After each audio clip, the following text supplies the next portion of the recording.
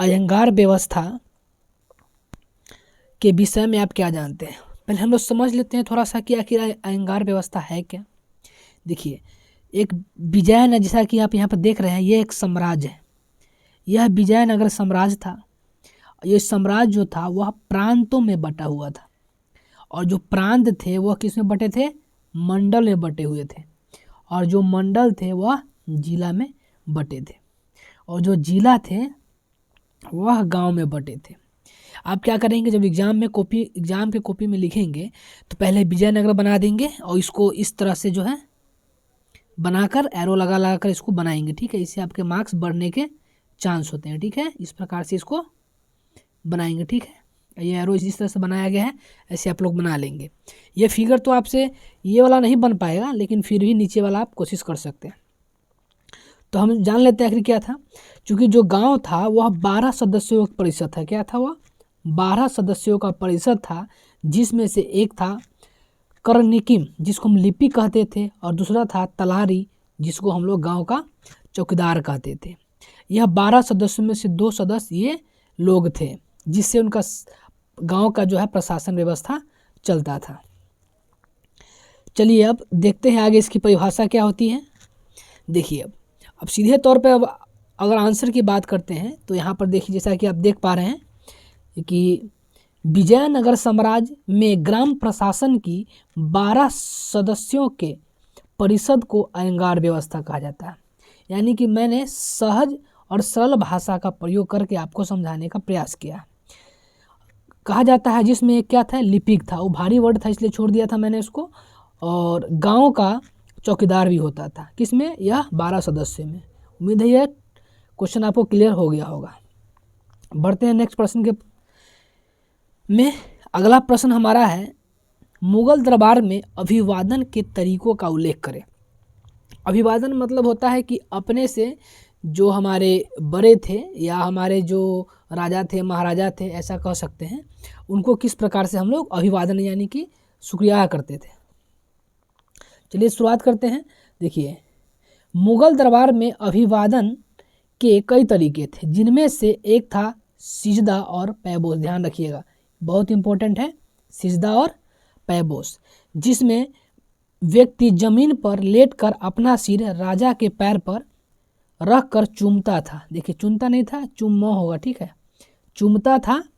तथा दूसरा था चार तस्लीम और जिमीबोसी, ये दोनों याद रखिएगा, 4 तस्लीम और जिमीबोसी, जिसमें दाहिने हाथ को पीठ पर रख कर झुकना और जमीन को चूमना होता था।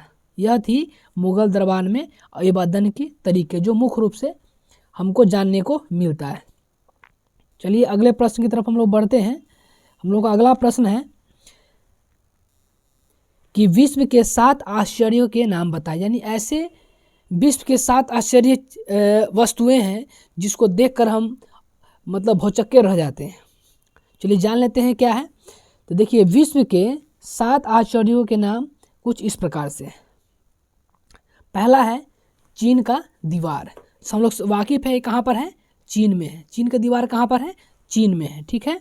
अगला है आगरा का ताजमहल। सभी लोग इससे वाकिफ होइएगा। आगरा का ताजमहल कहाँ पर है, यूपी में है, ठीक है।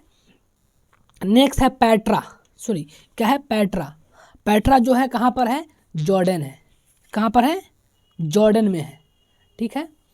पेट्रा जो है क्या है, तो ये पत्थरों से तराशी गई एक इमारत है, ठीक है। क्या है, पत्थर से तराशी गई एक इमारत है। अगला है क्राइस्ट रिडीमर। क्राइस्ट रिडीमर क्या है, ये ब्राज़ील में स्थित है। एक्चुअली में एक क्या है, एक स्टैचू है, ठीक है। क्या है, एक स्टैचू समझते हैं ना, एक मूर्ति है। अगला है माचू पिचू। देखिए, माचू पिचू दक्षिण अमेरिका के पेरू प्रांत में है, ठीक है। पेरू एक देश है दक्षिण अमेरिका में, उसी में है, ठीक है। तो माचू पिचू क्या है, तो यह पुरानी चोटी है, ठीक है। पुरानी चोटी है जो देखने में अद्भुत अनोखी है, इसलिए इसको 7 आश्चर्य की सूची में डाला गया है। अगला है कोलोजियम। ये इटली के रोम शहर में, ठीक है, इटली के रोम शहर में है। देखिए, ये एक बहुत बड़ा स्टेडियम है। इसमें पहले क्या होता था कि बहुत सारे जो है लगभग अनुमानतः 50,000 दर्शक इसमें बैठकर जो योद्धाओं का जो युद्ध होता था उसके बीच में होता था स्टेडियम में, उसको देखा जाता था। मानिए कि एक तरह से स्टेडियम था जिसमें दर्शक लोग बैठकर युद्ध देखते थे। चलिए नेक्स्ट है चिचेन इत्जा। देखिए चिचेन इत्जा क्या था, ये एक तरह से माया मंदिर था, ठीक है। एक तरह से क्या है, अंदर बीच में तालाब था, चारों तरफ से घिरा हुआ था, ठीक है। यह मैक्सिको में है। उम्मीद है यह क्लियर आपको हो गया होगा। चलिए नेक्स्ट प्रश्न की तरफ बढ़ते हैं। चूँकि ज़्यादा समय का हम लोग यूज नहीं कर रहे हैं क्योंकि हम लोग का एग्जाम नियर है, इसलिए। चलिए नेक्स्ट है कि 1857 की क्रांति की असफलता के क्या कारण थे। सीधे तौर पर जो है प्रश्न पूछ लिए जाते हैं, ठीक है, ध्यान रखिएगा। जैसे कि देखिए ये जो तरीका हम अपनाए हैं, इस अप्रोच को आप लोग अपना सकते हैं, एग्जाम में लिख सकते हैं। एग्जाम में अगर ऐसा क्वेश्चन आता है, आप लिख के आते हैं, तो उम्मीद कीजिए कि आपको अच्छे मार्क्स प्राप्त होंगे, क्योंकि ये मेरा अनुभव कहता है, ठीक है।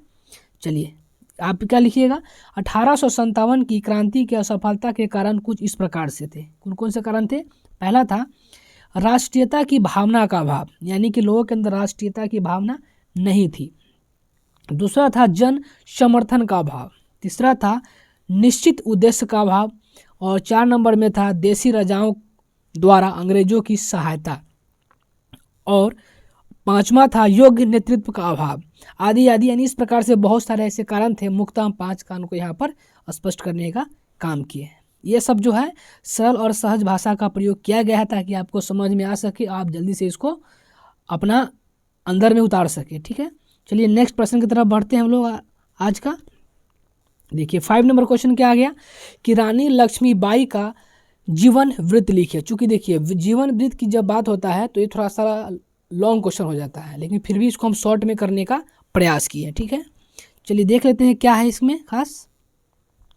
इसमें खास है, देखिए रानी लक्ष्मीबाई का जन्म 9 नवंबर 1835 ईस्वी को काशी के आसी घाट में हुआ था, ठीक है।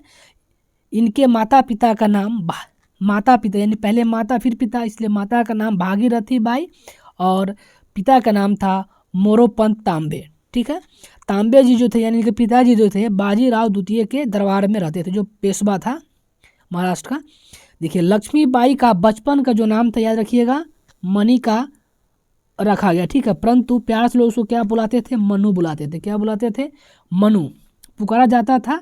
इनका जो विवाह है झांसी के राजा गंधार राव निवालकर के साथ हुआ, किंतु 11 वर्षों के बाद उनका पति जो है किसी कारणवश युद्ध में मारे गए। उनका पुत्र जो जन्म लिया था वो भी मर गया। इसी दौरान क्या हो गया, झांसी पर अंग्रेजों का अधिकार हो गया, जिसका लक्ष्मीबाई ने कड़ा विरोध किया तथा विद्रोह प्रारंभ होने पर शामिल भी हुई और अपनी वीरता का परिचय देते हुए इतिहास में समाहित हो गई। इस प्रकार से इनके जो शॉर्ट जीवनी लिखने का मैंने प्रयास किया।